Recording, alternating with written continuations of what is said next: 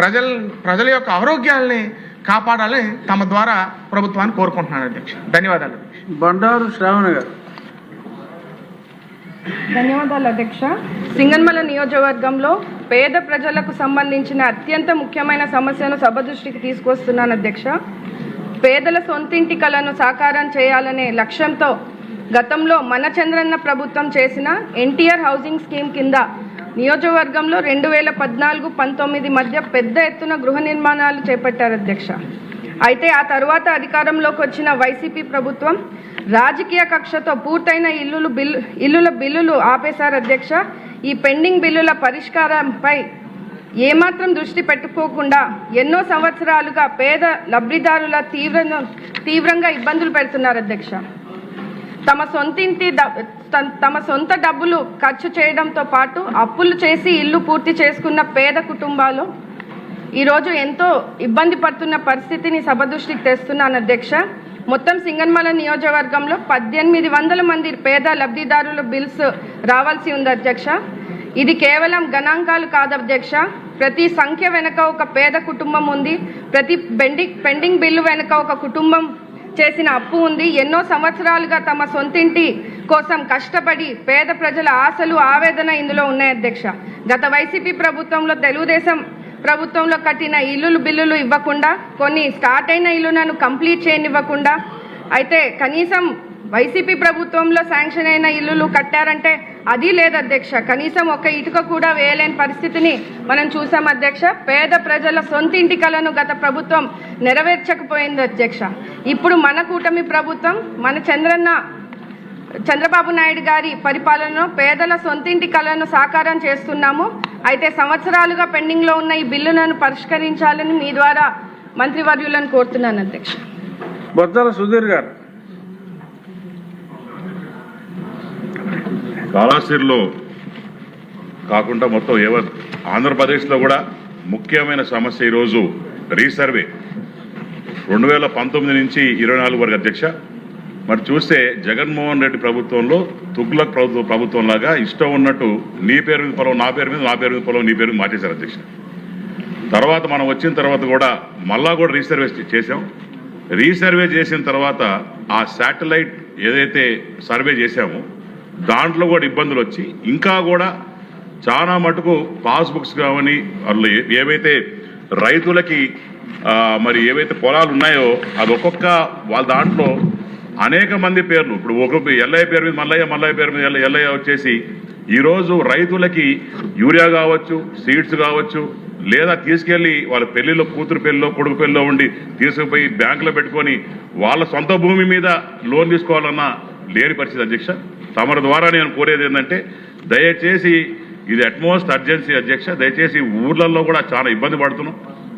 మేము ఇంటింటి కార్యక్రమం పోయినప్పుడు కూడా ప్రతి దగ్గర సమస్య ఇదే. కాళహస్తి రూరల్ కావచ్చు, అటు తొట్టంబేడు కావచ్చు, దాని తర్వాత టౌన్లో కావచ్చు, వేరే చోట్ల కూడా ఇదే ఇబ్బందిగా ఎక్కువగా ఉంది అధ్యక్ష. దయచేసి దాని మీద దృష్టి పెట్టాలని కోరుకుంటున్నాను ప్రభుత్వాన్ని. రెండో అధ్యక్ష, శ్రీకాళహస్తిలో దగ్గర నేను ఇది మూడోసారి దీని గురించి మాట్లాడుతున్నాను అధ్యక్ష. కాళహస్తిలో టెంపుల్ టౌన్ కాబట్టి చాలా మంది అధ్యక్ష రోజుకి దగ్గర 45 ఏళ్ళ నుంచి 55,000 ఇంకా పండగ కార్యక్రమాలు వచ్చినప్పుడు, శివరాత్రి కావచ్చు, అటు వచ్చినప్పుడు చాలా మంది జనాలు వస్తారు అధ్యక్ష. కానీ కాళహస్తిలో ఎక్కువగా ట్రాఫిక్ ఇబ్బంది ఉంది అధ్యక్ష. మేము ఈ పలుమార్లు కోరడం జరిగింది. దయచేసి ఈ ట్రాఫిక్ పోలీస్ స్టేషన్ మీద దృష్టి పెట్టాలని మిమ్మల్ని మీ ద్వారా ప్రభుత్వాన్ని కోరు అధ్యక్ష. లాస్ట్ బద్రీ అధ్యక్ష, అసెంబ్లీలో ఇన్ని పుస్తకాలు వేస్తే అవసరం అధ్యక్ష. ఇవన్నీ పుస్తకాలు ఈ రకంగా అన్ని ఇస్తున్నారు. ఈ కాలంలో కూడా ఈ పుస్తకాలు ఇవ్వడం ఏంటి? ఈ కాలంలో కూడా మరి మీరు పెన్ డ్రైవ్ రూపంలో కానీ మీరు ఇగలితే బ్రహ్మాండంగా ఈరోజు టెక్నాలజీ వచ్చింది. బ్రహ్మాండంగా ఐప్యాడ్లు అవన్నీ ఇచ్చినాం. గూగుల్లో కూడా అప్లోడ్ చేసేసి ఏమేం కావాలో అన్ని ఇచ్చే. దయచేసి దీంట్లో కూడా పెరు మార్పు తేవాలని మేము మీ ద్వారా కోరుతున్నాం. నమస్కారం అధ్యక్ష. శ్రీమతి ప్రశాంత్ రెడ్డి గారు. ధన్యవాదాలు అధ్యక్ష. మేము మొన్న ఇంటింటికి గ్రామాల్లో తిరుగుతున్నప్పుడు అధ్యక్ష, చాలామంది ఇది వరకు హౌస్ హోల్డ్ స్ప్లిట్టింగ్ అనేది ఉండేది. ఇప్పుడు అది మన ప్రభుత్వం అధికారంలోకి వచ్చిన తర్వాత ఇంతవరకు ఒక్కసారి కూడా ఈ హౌస్ హోల్డ్ స్ప్లిట్టింగ్ అనేది జరగలేదు అధ్యక్ష. దానివల్ల పేద ప్రజలు చాలా ఇబ్బంది పడుతున్నారు. ఎందుకంటే వాళ్ళకి రావాల్సిన మన ప్రభుత్వ ఏమేమైతే మనం ఇస్తున్నామో అవన్నీ కూడా లబ్ధిదారులకి అందటం లేదు అధ్యక్ష.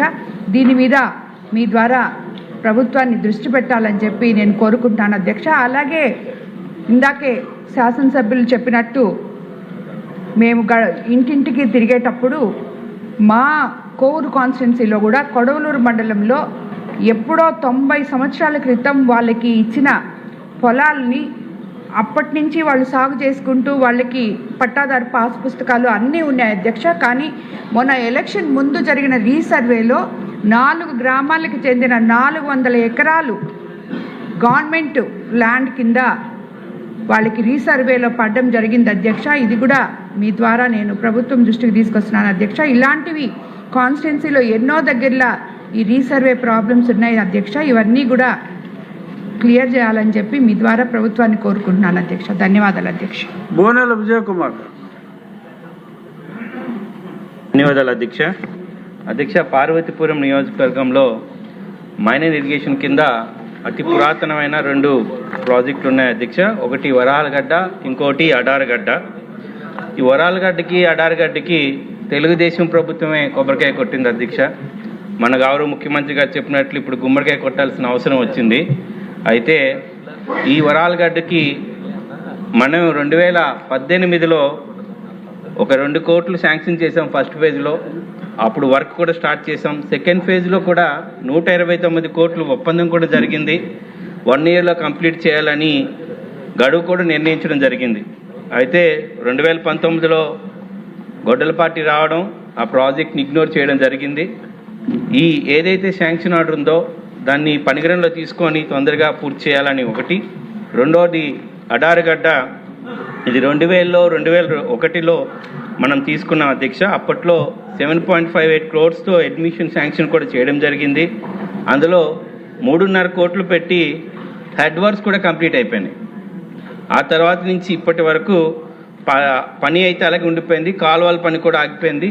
అయితే ఆగిపోవడానికి కారణం ఏంటని కనుక్కుంటే ఒక 2 ఎకరాల వరకు ల్యాండ్ ఎక్విజిషన్ జరగలేదని, దానివల్ల మొత్తం ప్రాజెక్ట్ నిలిచిపోయిందని మొన్న రీసెంట్గా తెలుసుకున్నాం అధ్యక్ష. ఇప్పుడు అదే మంత్రి గారు, మన సంబంధిత మంత్రి గారి సహకారంతో దీనికి ఎస్టిమేషన్ వేయడం జరిగింది. డీటెయిల్ రిపోర్ట్ కూడా తీసుకోవడం జరిగింది. అయితే మీ ద్వారా గౌరవ మంత్రి గారికి, గవర్నమెంట్కి తెలియజేసుకోవాల్సింది, ఈ 2 ప్రాజెక్టులని తెలుగుదేశం ప్రభుత్వం, కూటమి ప్రభుత్వం ఇప్పుడు ఉన్నాం కాబట్టి, స్టార్ట్ చేసాం కాబట్టి, ఇప్పుడున్న అతి తక్కువ బడ్జెట్లోనే అయిపోయి ఈ ప్రాజెక్ట్ని కంప్లీట్ చేయాలని మీ ద్వారా మంత్రి గారికి తెలియజేసుకుంటున్నాను అధ్యక్ష. ధన్యవాదాలు. భీమవరం రామాంజనేయులు గారు. ఇంకొక ఆయన ఉన్నారు అందుకని. అధ్యక్ష నమస్కారం. నాకు 0 అవర్లో అనుమతి ఇచ్చినందుకు మీకు హృదయపూర్వక నమస్కారం. మా భీమవరం పట్టణం రాష్ట్రంలోనే అత్యంత వేగవంతంగా అభివృద్ధి చెందే పట్టణాల్లో భీమవరం మొట్టమొదటి స్థానంలో ఉంది. మీకు తెలుసు, ఆక్వా రంగంలో రాష్ట్రంలోనే నెంబర్ 1గా ఉంది. అలాగే విద్యారంగంలో నెంబర్ 1గా ఉంది. మొన్ననే బివి